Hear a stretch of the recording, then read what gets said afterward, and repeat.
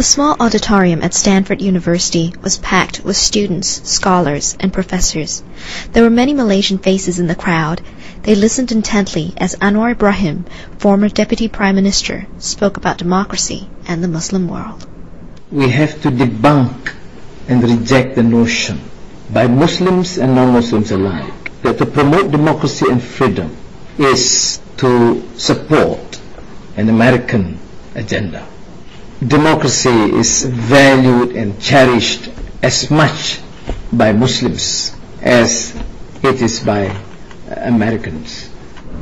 My name is Bakri Musa and I'm a surgeon here and I write on Malaysian affairs. He is one of the few Muslim leaders who can bridge between Islam and the West.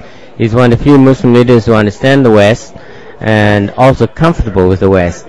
The only other Muslim leader I can think of who will be equally comfortable in the West would be Anwar Sadat.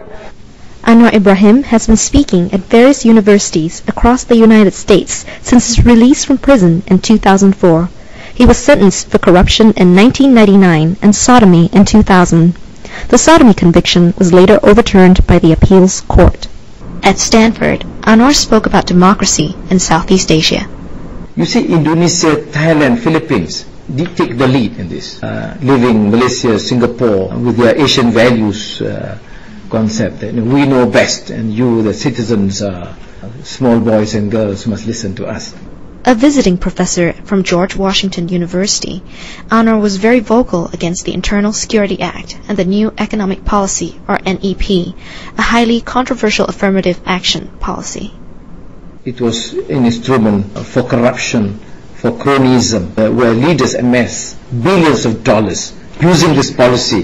When asked, they say it is a new economic policy to help the Malays. And who are the Malays? The few of them.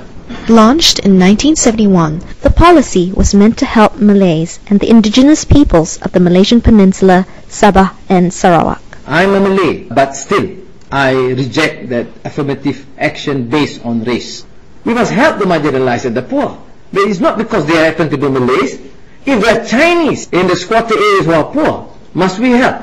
My answer is yes. The Indian estate workers, the Indians, one of the poorest lot in the estates in Malaysia. We must assist them. My name is Ewan Ho. I was born in Malaysia, but I currently live in Berkeley, California. When he was education minister, he was a big proponent of affirmative action in Malaysia, and giving the Bumi Putras the special rights and take all the rights away from the Chinese and the Indians and the minorities. So to hear him going a 180-degree turn on his positions, I think that's really unique. And I think it might have to do with politics, given that he's now an opposition member rather than part of the Barisan National Party. He's trying to appeal more to the minorities to get the support, so that might have prompted the change in positions. Hi, I'm Nicole Go. I'm a Chichak reader. I'm an MS in Management Science and Engineering, master's student at Stanford. He's got a mindset that's very in tune with what Malaysians think today, thinks about how out of date affirmative action is on the basis of race, because compared to on the basis of economic poverty. If there were lots of students to listen to him today, Malaysian youth, they'd probably vote for him in the next election. This is Po Si Teng and Hannah Krista Matthews for The Chichak.